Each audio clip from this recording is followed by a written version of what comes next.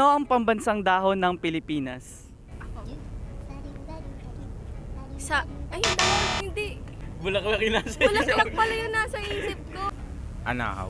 Tama, anahaw. Ano ang pinakamatandang lungsod sa Pilipinas? Manila. Mali. Cebu. Tama. Sinong pangulo ang nagdeklara ng buwan ng wika?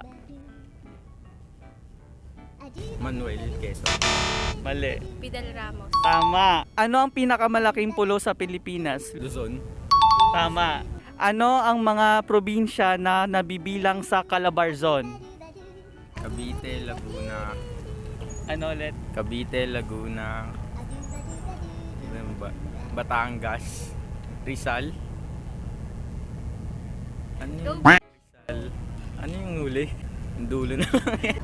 Quezon. Tama yun. Sige, ano? Cavite, Laguna, Mm, Batangas, Rizal, Quezon. tama. Ilan ang pulo na bumubuo sa Pilipinas? Kaya mo, Island of the Philippines. 300 something yun. Ang laki. Ay hindi, 100. Ano?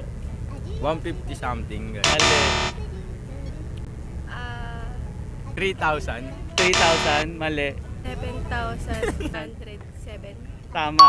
Ang tawag sa bilang ng mga bagay na may buhay sa isang lugar. Tao. Ano po ulit yung tanong?